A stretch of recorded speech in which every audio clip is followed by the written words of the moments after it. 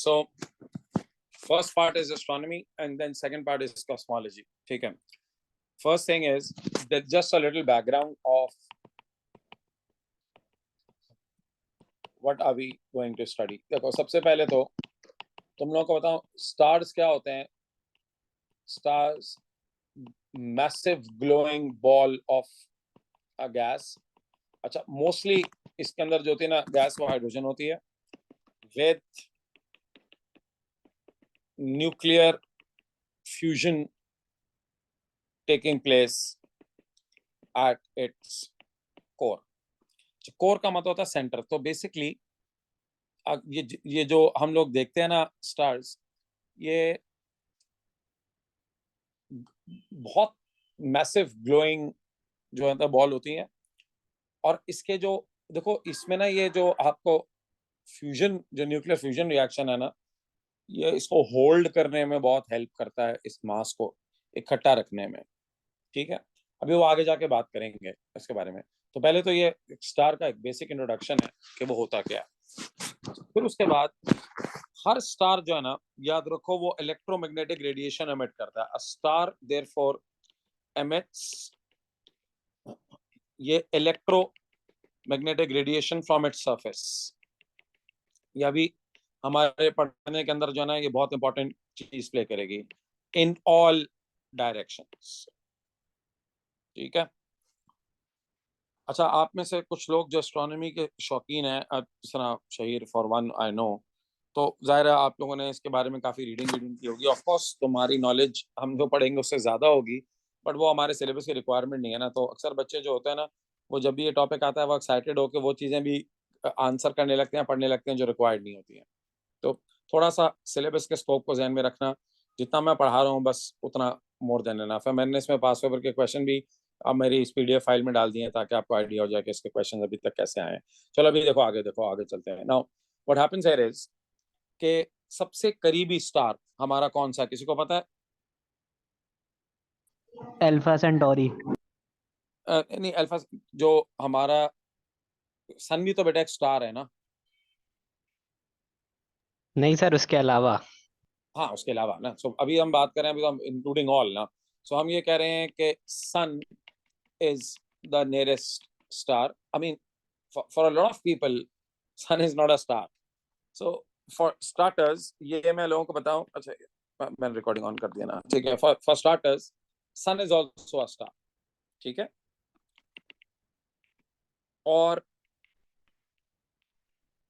Light जो है वो सन से 500 सेकेंड के अंदर अर्थ पे पहुंच जाती है.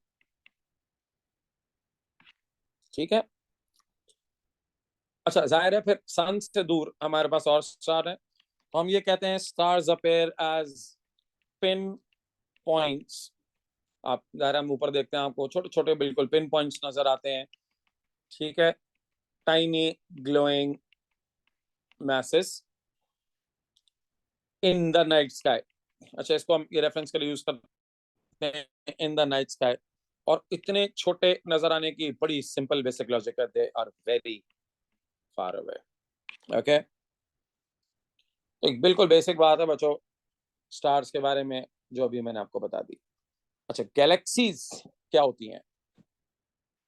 What are galaxies? For starters, of course, collection of मतलब बहुत सारे सितारे होते हैं एक जगह पे जो रिवॉल्व कर रहे होते हैं अराउंड अ पॉइंट. या बिल्कुल ऐसे ही है. So galaxies are vast collection of stars. बिल्कुल सही है. ठीक है. Held together. यार एक गैलेक्सी होल्ड हुई भी होगी ना, क्योंकि गैलेक्सी एग्जिस्ट, सारे stars they exist in a system. तो held together by their own gravity. हर गैलेक्सी की एक ग्रेविटी होती है, ओन ग्रेविटी. ठीक है. तो इसको हम बेसिकली, मैं बच्चों रेफरेंस के लिए कहता हूँ आइलैंड ऑफ स्टार्स, है ना, like an island of stars. ठीक है. तो ये बच्चों ये बिल्कुल एक समझो फॉर स्टार्टर्स ये बिल्कुल एक बेसिक है, क्योंकि जिन लोगों को कुछ आइडिया ही नहीं होता कि स्टार्स और गैलेक्सीज क्या होती हैं, तो उनके लिए ये एक रेफरेंस देना जरूरी था. अच्छा यार देखो, आज से कुछ सालों पहले and for for a lot of people till now, लोगों को लगता है कि यार जो है ना वो एक सिंगल गैलेक्सी है. ऐसा नहीं है सर, बहुत सारी गैलेक्सीज हैं जो हमारे इर्द गिर्द मौजूद हैं। तो अब तो एक यानी जाहिर है इतनी एस्ट्रोनॉमी पे इतनी स्टडी हो चुकी है, हर रोज हर हर हर हफ्ते इतनी नई चीजें सामने आती हैं। और हम लोगों का जो एक एक जमाने में जो हमारा एक कॉन्सेप्ट था गैलेक्सीज के बारे में, स्टार्स के बारे में, अब सर वो बहुत बहुत ज्यादा जो है ना वो उसका होराइजन एक्सपैंड कर चुका है, चीजें आ चुकी हैं। तो बहरहाल दो जो जिनको जरा एस्ट्रोफिजिक्स में इंटरेस्ट है, जिनको ये कॉस्मोलॉजी वगैरह में इंटरेस्ट है, वो मैं उनको हमेशा सजेस्ट करता हूँ कि it's a very interesting field. And my thing is कि यार इसके अंदर भी बहुत स्टडी बाकी है। तो कोई भी इस फील्ड में जो जाने का सोच रहा है ना, तो वो जाहिर है एक काफी इंटरेस्टिंग और काफी ऐसी फील्ड है जो एक्सप्लोर नहीं हुई है बहुत ज्यादा। But at the same time unfortunately Pakistan के अंदर इस पर कोई काम नहीं होता। So if you want to stay in Pakistan, I don't think so कि इसका कोई बहुत बड़ा फ्यूचर अंटिल पाकिस्तान अपने को स्पेस प्रोग्राम को कोई अगला ऐसा कोई हमारा आया वजीर आजम जो अपने स्पेस प्रोग्राम को फंड करे और उसको चलाए। I don't think so till then Pakistan के अंदर कोई इतना खास स्कोप है इसका। हाँ ये या बाहर निकल जाए तो फिर इसका स्कोप ही स्कोप है। एनीवेज चलें आगे चलते हैं नाउ। अच्छा बच्चों, जो सन है वो अबाउट 100,000 मिलियन स्टार्स में से एक है इन अ गैलेक्सी, ठीक है, कॉल्ड मिल्की वे। तो यू नीड टू अंडरस्टैंड कि यार ये जो आपकी मिल्की वे गैलेक्सी है उसके अंदर सन, उसके अंदर मतलब 1 लाख में से एक स्टार है। And Andromeda Galaxy is twice as large as Milky Way, and till now हम ये कहते हैं and is considered the largest। तो ऐसा भी नहीं है कि मिल्की वे जिसका हम पार्ट हैं वो कोई यानी सबसे बड़ी गैलेक्सी है, ठीक है। सो मल्टीपल गैलेक्सीज हैं उसके अंदर, साइजेस अलग अलग हैं, एंड यू नेवर नो कि कोई और galaxies over the period of time discover हो। बट बहरहाल चलिए आगे बढ़ते हैं। सो ये बच्चों एक बैकग्राउंड था जो मैंने आप लोगों को दे दिया। अब let's start with our core work. जो हमारा सिलेबस का पहला पॉइंट है ना, हम उस पर जाते हैं, ठीक है। सिलेबस का पहला पॉइंट है व्हाट इज ल्यूमिनोसिटी। सो बच्चों ल्यूमिनोसिटी की डेफिनेशन याद कर लो। ये एग्जाम के अंदर आपको 1 मार्क की 2 मार्क की डेफिनेशन लिखने के लिए आएगी, यूजुअली 2 मार्क की आ जाती है। तो ल्यूमिनोसिटी की डेफिनेशन याद कर लो। इसको कैपिटल एल से रिप्रेजेंट करते हैं।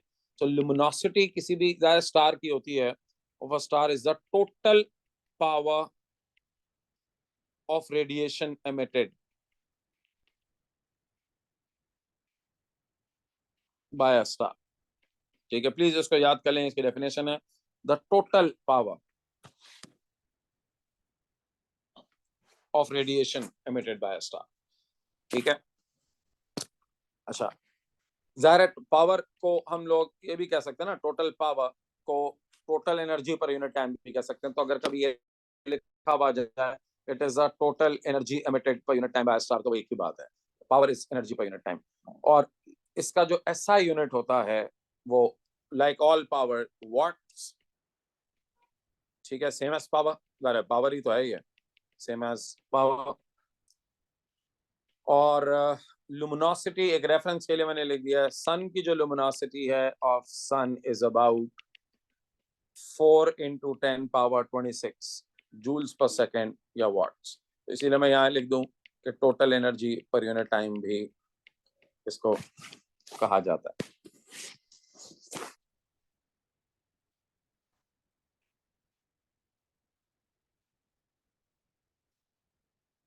Get it?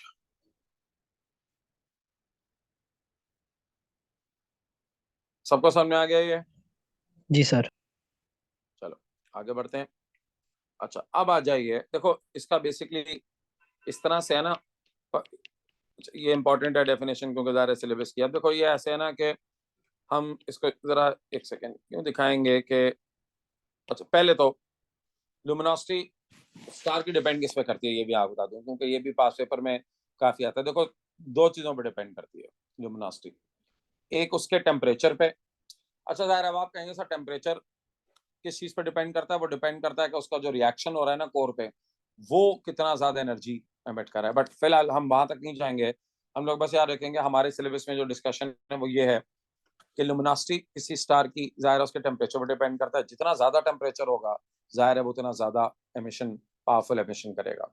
और दूसरा उसका सरफेस एरिया पे, ठीक है, जितना, अच्छा इसके अंदर लोग समझते हैं कि सरफेस एरिया छोटा होगा तो पावर ज्यादा होगी, नहीं ऐसा नहीं है। इसके अंदर सर इसका सरफेस एरिया जितना ज्यादा होगा ना तो उसकी एमिशन, क्योंकि हर रीजन से एमिशन होगी ना फिर, यानी रीजन ऑफ एमिशन बड़ा हो जाएगा, तो जितना लार्जर सरफेस एरिया होगा उसकी लुमिनोसिटी ज्यादा होगी, ठीक है। अच्छा, हर स्टार की जो लुमिनोसिटी मेजर होगी वो उसकी सरफेस पे होगी, कोर से नहीं होगी, ठीक है, कोर और सरफेस के बीच से नहीं होगी, कोर मतलब उसका जो सेंटर होता है।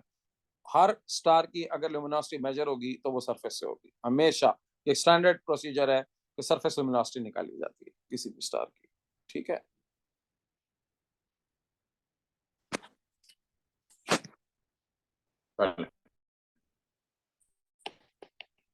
अभी आ रहे हैं ना, देखो कोई भी ये हर तरफ एमिशन करता है, तो इधर इधर इधर इधर इधर इधर इधर, तो मुझे अगर इसकी लुमिनोसिटी कैलकुलेट करनी है ना तो मैं पूरी, फिर जाहिर है मुझे निकालनी पड़ेगी। अब उसके लिए हमने एक वेरिएबल और इंट्रोड्यूस करा है, उसको हम कहते हैं radiant flux intensity. Radiant flux intensity, what is radiant flux intensity? बताएगा आप में से कोई?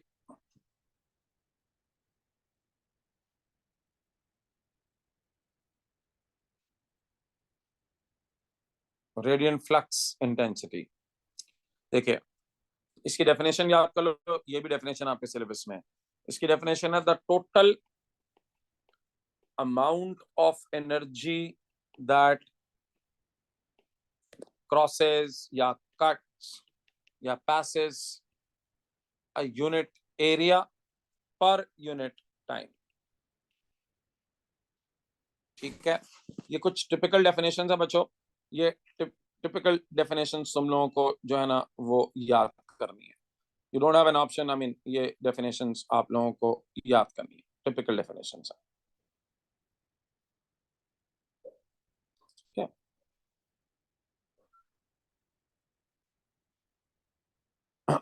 चलें आगे बढ़ते हैं।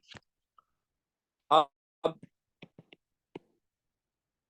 अच्छा देखो, ये मैंने ऊपर भी आपको ये बात भी बता दी कि लुमिनोसिटी जो है ना वो हर डायरेक्शन में स्प्रेड होती है, एवरी डायरेक्शन, सो इक्वली स्प्रेड होती है। स्टार का हम, आई मीन थोड़ा सा जाहिर है उसमें फर्क आ सकता है, बट हम ये कहते हैं कि लुमिनोसिटी जो होती है ना वो इवनली स्प्रेड होती है इन इन ऑल डायरेक्शंस, ठीक हो गया। चले अब आगे बढ़ते हैं, इसको देखते हैं।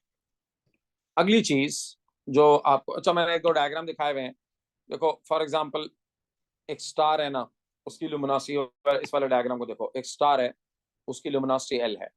अब वो तो हर डायरेक्शन में होगी, तो हम एक पर्टिकुलर एरिया में से उसमें से कितना गुजर रही है, देखो उसने कहा ना total amount of energy that crosses per unit area. अब एक खास एरिया में से कितना ज्यादा गुजर रहा है हम इसको देखेंगे, ठीक है।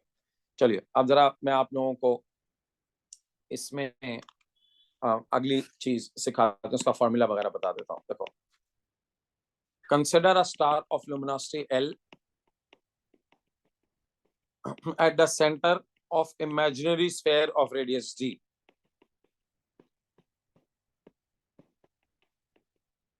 ठीक है। एक ये तुम्हारे पास स्टार है, उसके सामने मैंने एक इमेजिनरी स्फेयर ले लिया, इसका रेडियस है डी। अच्छा, रेडियस जो है वो सेंटर ऑफ द स्टार से लेके जिस पॉइंट पे आपको रेडियंट फ्लक्स इंटेंसिटी निकालनी है ना आप वहां तक लेंगे, ठीक है। तो अब मैंने अभी आपसे कहा कि ये जो रेडिएशन है वो हर डायरेक्शन के अंदर इवनली स्प्रेड होती है, ठीक, डायरेक्शंस। सो एफ, उसको हम कहते हैं the energy per second emitted by star divided by the area of sphere, area of sphere, ठीक है, वॉल्यूम नहीं, एरिया ऑफ द स्फेयर,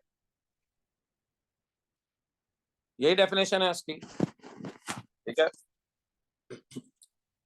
अब इसका फॉर्मूला देखो क्या है, आप लोगों को इसका फॉर्मूला याद करना पड़ेगा। ये energy per second emitted by the star is luminosity, तो energy per second emitted by the star की जगह मैं लिख दूंगा लुमिनोसिटी। सो देयरफॉर अभी देखो इसको मैं, अच्छा इसको पॉइंट ये बना दूं ना ताकि आप लोगों के लिए हो जाए।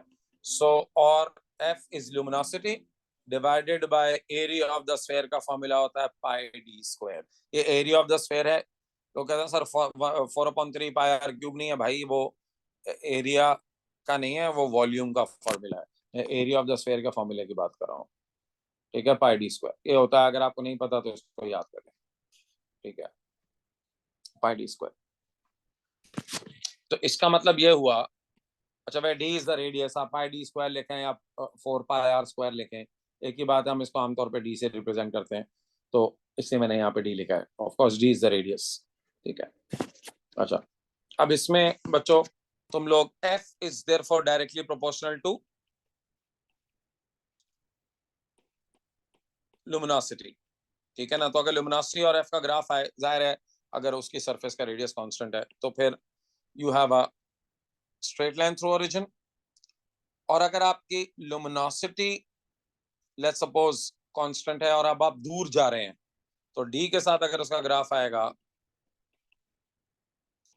Proportional to the square of the distance, D square inversely proportional to 1/d square है ना, to square of the distance, inverse square law, तो उसका फिर अगर ग्राफ आ जाएगा तो वो कर्व होगा इस तरीके से, ठीक है, स्क्वायर ऑफ द डिस्टेंस, तो then you get a curve. जाहिर है पहले वाले केस के लिए हमने अज्यूम किया, देखो जो पहला वाला ग्राफ है ना एफ और एल का, उस ग्राफ के लिए ये जरूरी है कि अलग अलग स्टार हो, यानी डिस्टेंस सेम हो। फॉर एग्जांपल तुमने एक लिया स्टार ए, एक लिया स्टार बी, ठीक है, दोनों की ज़ाहिर लुमिनोसिटी अलग अलग होगी। तो अगर सेम डिस्टेंस पे मैं flux, radiant flux intensity major करूंगा दोनों के, तो जिस स्टार की लुमिनोसिटी ज्यादा है उसकी रेडियंट फ्लक्स इंटेंसिटी भी ज्यादा होगी उतने डिस्टेंस पे, ठीक है। और अगर मैं सेकंड केस को ले रहा हूं, तो उसके अंदर एक ही स्टार है जिसकी ल्यूमिनोसिटी है एल, और मैं दूर जाता जा रहा हूं उससे, सरफेस से, तो जितना मैं सरफेस से दूर जाता जाऊंगा उतना फ्लक्स, रेडियंट फ्लक्स इंटेंसिटी कम होती जाएगी। और कैसे कम होती जाएगी? स्क्वायर से इनवर्सली प्रोपोर्शनल है, विच मींस कि अगर मैं डिस्टेंस को डबल करूंगा तो रेडियंट फ्लक्स इंटेंसिटी 4 गुना कम हो जाएगी, ठीक है, inversely proportional to the square of the distance, ठीक है जी। चलिए ये तो बिहेवियर हो गया इसका। और रेडियंट फ्लक्स इंटेंसिटी का यूनिट क्या होगा? जाहिर है वॉट पर मीटर स्क्वायर। तो इसका अगर ऐसा यूनिट आपसे पूछेंगे रेडियंट फ्लक्स इंटेंसिटी का, ऐसा यूनिट इज वॉट पर मीटर। अच्छा ये जरा ज्यादा ना कर्व यूं करके बनाओ, लाइक स्क्वायर है ना। अच्छा फॉर्मूला बहुत इंपॉर्टेंट है क्योंकि हमारे सिलेबस में ये पहला फॉर्मूला, अगर आप सिलेबस देखेंगे ना तो सबसे पहला देखो उसने सबसे पहली स्लाइड में, मैं जरा सिलेबस का पॉइंट दिखाऊं, यहाँ पर आप देखें ना इसने फॉर्मूला ये दिया हुआ है, ठीक है, recall and use the inverse square law of radiant flux intensity in terms of luminosity, ठीक है। तो पहली लाइन है व्हाट इज लुमिनोसिटी, और दूसरी लाइन पर उसने कहा हुआ है कि ये रेडियंट फ्लक्स इंटेंसिटी और उसका फॉर्मूला, ठीक है। चलो अभी हम आगे बढ़ते जाते हैं और इसकी बात करते जाते हैं। अच्छा जी ये हो गई बात यहाँ तक, ठीक है। अच्छा जैसे मैंने आपसे कहा कि इसका जो यूनिट है एफ का वो है वॉट पर मीटर स्क्वायर या जूल्स पर सेकंड पर मीटर स्क्वायर। अच्छा यार अब ना एक ये डिस्कशन है, मैंने जब ये स्टार्ट किया था ना 2022 में जब हम ये पढ़ा रहे थे, तो हमारे लिए एक चैलेंज ये था कि हमें क्या पढ़ाना है, क्योंकि बिल्कुल पहली दफा सिलेबस में आया था एक चीज। जब कोई चीज पहली दफा सिलेबस में आती है ना तो हमारे लिए ये चैलेंज होता है कि उसको कितना पढ़ाना है कितना नहीं पढ़ाना, ठीक है।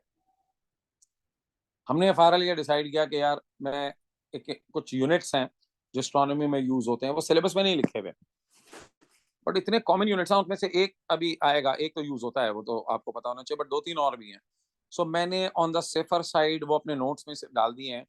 अच्छा अभी तक उनमें से एक तो आया है, बाकी 2 नहीं आए, 2-3 मैंने भी निकाले नहीं है उनको अपने नोट्स में से। उसकी वजह ये है कि मुझे ऐसा लगता है कि यार हर बच्चे को कम से कम ये बेसिक यूनिट्स आने चाहिए, and there is no harm in knowing them कि अगर आपको फॉर एग्जांपल नहीं भी आते एग्जाम में, तो ये इतनी बेसिक चीज है कि कम से कम एक दफा आपने उसको सुना हुआ तो हो, कि अगर कभी आ जाए तो आप ऐसा ना हो कि आपको क्लू ही ना हो कि मैं बात क्या कर रहा हूँ। चलो अब सुन लो जरा जल्दी से। सर इसका पहला यूनिट है, उसको कहते एस्ट्रोनॉमिकल यूनिट है, एयू, एस्ट्रोनॉमिकल यूनिट एयू। ठीक है, एस्ट्रोनॉमिकल यूनिट जो होता है ना, वो एक मीन डिस्टेंस है जमीन और सन का, अर्थ एंड सन का। ठीक है, और एक ये मीन जो हमने निकाला हुआ है, कैलकुलेट किया हुआ है, ये है 1.50 इंटू 10⁻11। तो सन और अर्थ के दरमियान जो एक मीन डिस्टेंस है उसको हम कहते हैं 1 एस्ट्रोनॉमिकल यूनिट। तो ठीक है, 1 AU। तो अगर हम कहें ना 1.5 AU, इसका मतलब है 1.5 गुना दैट डिस्टेंस। अगर हम कहें 2 AU, इसका मतलब है ट्वाइस ऑफ दैट डिस्टेंस। तो ये बड़े बड़े जो डिस्टेंसेस होते हैं ना गैलेक्सीज के अंदर, उनको मेजर करने के लिए हम ये बड़ा यूनिट इस्तेमाल करते हैं, AU। ठीक, तो ये एक है। अच्छा, अब आप दूसरा हो लाइट ईयर। अच्छा, लाइट ईयर तो आपको पता होना चाहिए, लाइट ईयर तो आता है एग्जाम में। ठीक है, लाइट ईयर, इसको LY, light year. Sir light year जो है ना, वो मजे की बात ये है, लगता सुनने में ईयर है ना, तो टाइम का यूनिट लगता है। तो बड़ा कॉमन मिसकॉन्सेप्शन है कि ये टाइम का यूनिट है, बट ये टाइम का यूनिट नहीं है, ये यूनिट है डिस्टेंस का। It's a unit of distance, it's not a unit of time. ठीक है। अच्छा, अब इसके डेफिनेशन क्या है? Distance travelled by light in vacuum in 1 year. एक साल में लाइट जो फासला तय करती है उसको हम कहते हैं 1 लाइट ईयर। और सिंपल इसको कैलकुलेट कैसे करते हैं भाई? वेलोसिटी ऑफ लाइट तो हमें पता होती है ना, speed of light 3 × 10⁸ in vacuum. ठीक है, टाइम इसका है 1 ईयर। तो ये वाला फॉर्मूला जो सिंपल है, basic velocity is equal to distance upon time. अगर इसमें डिस्टेंस को सब्जेक्ट बना दूं तो वेलोसिटी इंटू टाइम हो जाएगा। वेलोसिटी है 3 × 10⁸ मीटर्स पर सेकंड, और 1 ईयर को अगर मैं सेकंड में कन्वर्ट करूं तो 365 × 24 × 3600। जब आप इसको सॉल्व करेंगे तो एक लाइट ईयर आ जाएगा 9.46 × 10⁻15 मीटर्स। ठीक है, ये भी एक डिस्टेंस है, ये उससे भी बड़ा है 1 AU से। AU था 10 पावर, आप देखें AU था 1.5 × 10⁻11, ये है 9.46 × 10⁻15। तो ये उससे भी बड़ा यूनिट है। ठीक है,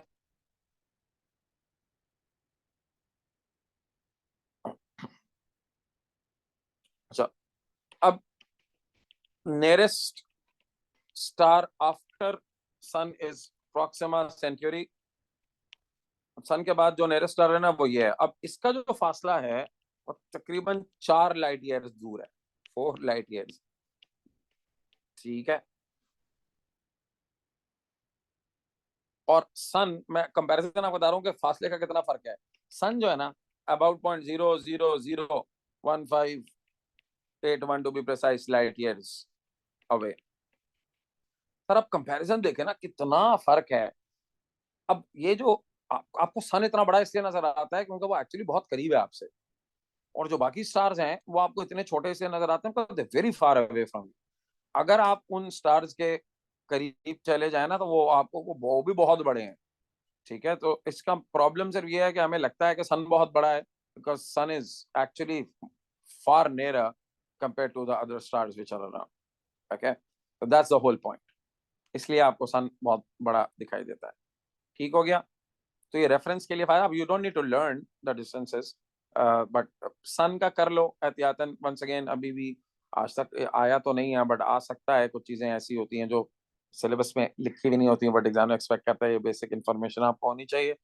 बट सिलेबस में लिखा हुआ नहीं है बहरहाल कि आपको लाइट ईयर सन का याद होना चाहिए, नहीं होना चाहिए।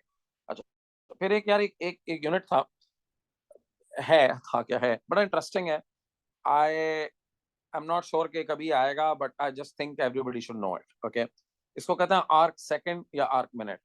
देखो, आर्क सेकंड और आर्क मिनट जो होता है ना, ये एस्ट्रोनॉमी के अंदर एंगल्स के लिए इस्तेमाल होता है, और एंगल्स जो होते हैं ना वो बहुत छोटे छोटे होते हैं। देखो, आर्क मिनट का मतलब होता है 1/60th ऑफ अ डिग्री। मतलब एक डिग्री इतना सा होता है, 1 डिग्री, उसका 60वां हिस्सा। आर्क सेकंड तो बहुत ही छोटा फासला होता है, यानी 1/3600 ऑफ अ डिग्री। ठीक है, तो ये बहुत छोटे यूनिट्स हैं बहुत छोटे छोटे एंगल शिफ्ट मेजर करने के लिए ज़ाहिर है ये इस्तेमाल होते हैं, क्योंकि ये जो आपके पास प्लैनेट्स वगैरह होते हैं ना, इनका जो एंगल का चेंज होता है, शिफ्ट होता है, वो बहुत छोटा होता है, तो हम इसको इस्तेमाल करते हैं। ठीक है, तो अगर आपको मैं कंपैरिजन बताऊं ना, 1 डिग्री जो है ना, वो 1 डिग्री जो होता है ना, वो 160 ऑफ अ टर्न होता है। एक आर्क मिनट, जो एक आर्क मिनट को अगर मैं इसको कंपेयर कर रहा हूँ ना, 1/21600 ऑफ अ टर्न है।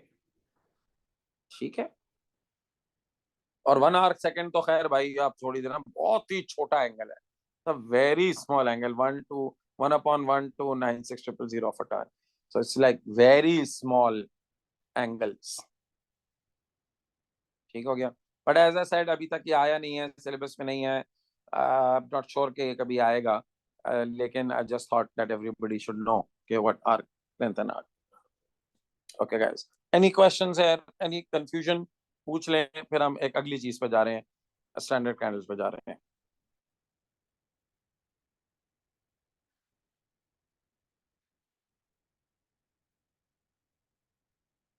No questions? No questions.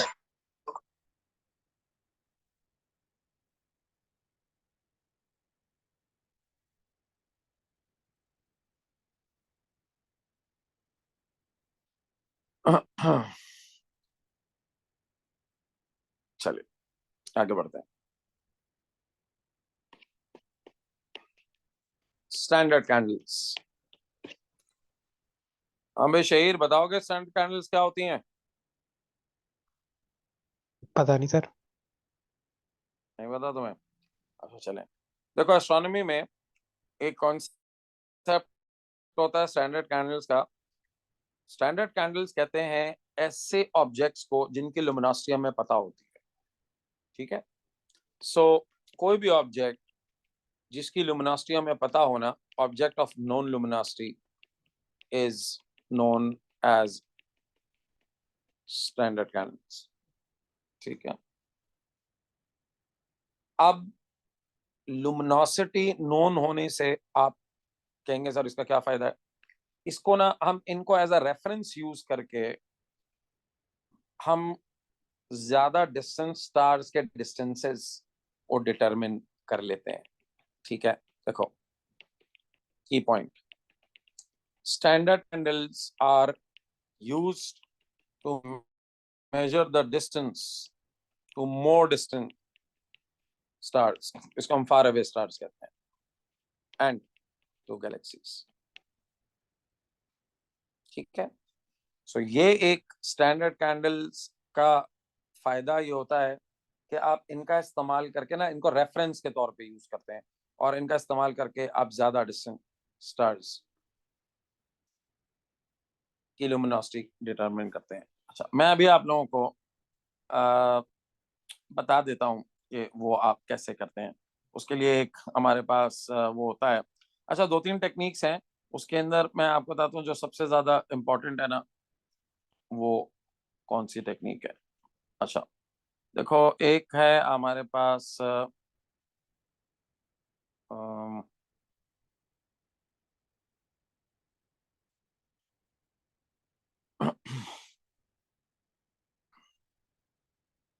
ठीक है, 1 मिनट दीजिएगा मुझे जरा, मैं इसका आप लोगों का कॉन्सेप्ट, पास पेपर का सवाल मैं जरा देख रहा हूँ, इसके अंदर देखो, नॉट दिस वन,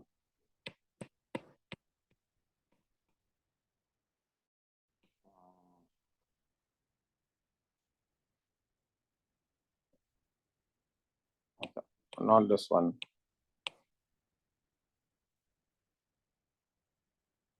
ये तो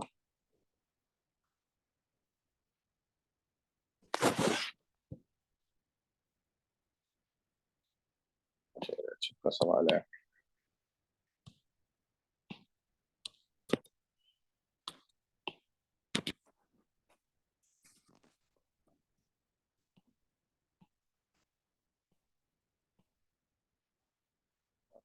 आओ,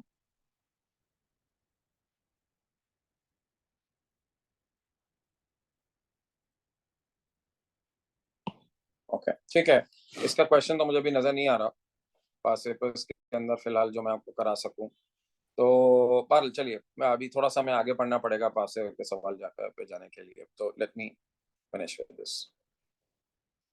देखो इसको देखो, अच्छा चलो right, coming back to standard candles.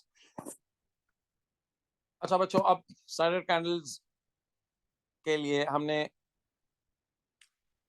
इसका कॉन्सेप्ट आपको बता दिया। स्टैंडर्ड कैंडल्स क्या होती हैं, जिनकी लुमिनोसिटी में नोन होती है, ठीक है।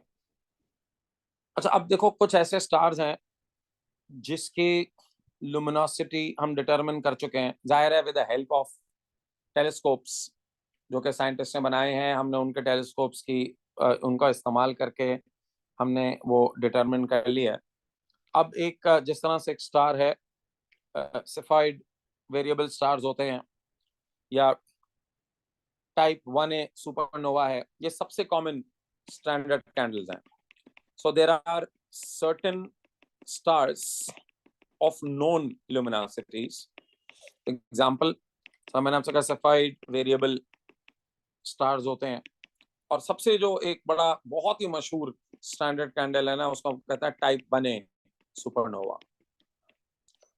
अच्छा ये मैं रेफरेंस एग्जांपल दे रहा हूँ, वन सेकेंड, ये सिलेबस में लिखी भी नहीं है कि आप इनको डिस्कस करें, बट यार आपको एग्जांपल तो मुझे देनी है ना। ये सबसे कॉमन स्टैंडर्ड कैंडल्स हैं, मोस्ट कॉमन स्टैंडर्ड कैंडल्स, ठीक है। अब मैं आप लोगों को बिल्कुल एक उसका बेसिक बात बताता हूँ। हम इसकी ना ये ऑफ नॉन लुमिनोसिटी होती है, इनकी लुमिनोसिटी। अब हम क्या करते हैं, हम रेडियंट फ्लक्स इंटेंसिटी इनकी मेजर कर लेते हैं। The radiant flux intensity of the stars can be measured, अच्छा, with the help of telescopes. तो हमारे पास अब ऐसे टेलीस्कोप्स हैं जो कि इनकी रेडियंट फ्लक्स इंटेंसिटी मेजर कर लेती हैं। और एक दफा आपको अगर रेडियंट फ्लक्स इंटेंसिटी किसी भी स्टार की पता चल जाए ना, और लुमिनोसिटी इनकी नोन होती है, मैंने आपसे कहा इनकी लुमिनोसिटी हमें नोन है, तो हम उससे ये फॉर्मूला लगा के, अभी जो मैंने आपको लुमिनोसिटी का फॉर्मूला बताया था, ठीक है, रेडियंट फ्लक्स इंटेंसिटी का फॉर्मूला बताया था, L is equal to 4πd²। यहाँ से आप क्या करते हैं, डी को सब्जेक्ट बनाते हैं, ठीक है, उनकी लुमिनोसिटी हमें नोन होती है, देखो यहाँ से डी को सब्जेक्ट बना लिया मैंने।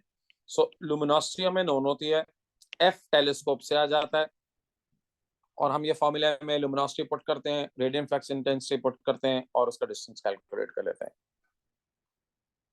ठीक है। अच्छा अब एफ और एल कैसे मेजर होता है, फिलहाल इस पर हम कोई डिस्कशन नहीं करें, बस आपको ये बता रहे हैं कि दिस इज ये जो अगर किसी किसी ऑब्जेक्ट की आपको लुमिनोसिटी पता हो और रेडियंट फ्लक्स इंटेंसिटी हम निकाल लें टेलीस्कोप्स की मदद से, तो फिर आप उसको फॉर्मूले में डाल के आप उसका डिस्टेंस कैलकुलेट कर सकते हैं, ठीक है। अच्छा इसका सिंपल देखो, एक सवाल है पासपेपर का, अगर अभी जो एक मैंने रेफरेंस क्वेश्चन डाला, बड़ा सिंपल सा है, खैर इसमें तो कुछ भी नहीं करना। उसने कहा star has a luminosity that is known to be this much, 4.8 into 10 power 29 watts. A scientist observing the star finds that the radial flux intensity received on Earth from the star is 2.6 nanowatt per meter square. Determine the distance of the star from the Earth. Simple. Sir L luminosity इसकी known है, radiant flux intensity हमने इसकी major कर लिया अर्थ पे, फॉर्मूले में डालेंगे, एफ है 2.6, लेकिन क्योंकि नैनो है so 10 power -9 is equal to L आपको दिया हुआ है 4.8 into 10 power 29 डिवाइडेड बाय 4 पाई।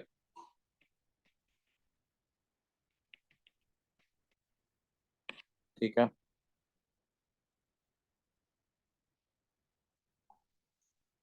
अच्छा अब ये एक और क्वेश्चन है जिससे स्टैंडर्ड कैंडल्स का जरा 4 मार्क का एक सवाल है। देखो, Cepheid variable star contracts and expands repeatedly, and as it does so its luminosity varies. By measuring the period of this variation, astronomers can determine the star's average luminosity. A Cepheid variable star is a type of a standard candle. Discuss the use of standard candles in astronomy. अब देखो इसको किस तरीके से answer करना है। ये 4 mark का क्वेश्चन है, जरा देखें।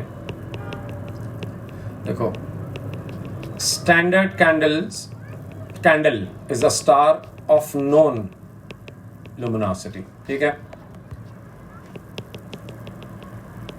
Using astronomical instruments, the radiant flux intensity from star at the surface of the earth is calculated.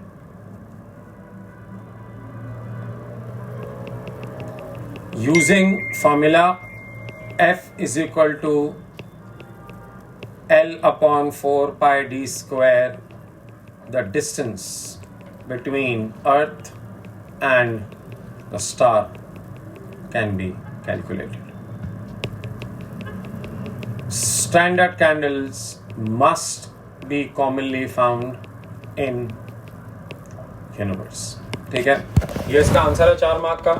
तो बस आपको पहले 1 मार्क के लिए बताना है कि स्टैंडर्ड कैंडल्स वो होते हैं जिनका लुमिनोसिटी नोन होती है। एस्ट्रोनॉमिकल इंस्ट्रूमेंट्स यूज करके आप रेडियंट फ्लक्स इंटेंसिटी निकाल सकते हैं।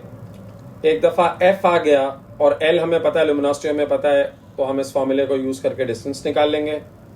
डिस्टेंस निकालने के बाद ज़ाहिर है डिस्टेंस ही आपको निकालें, दैट्स अ क्वेश्चन कि आप किस तरीके से जो है वो डिस्टेंस डिटर्मिन करते हैं। तो इसका स्टैंडर्ड कैंडल्स का काम होता है डिस्टेंस डिटर्मिन करना, ठीक है।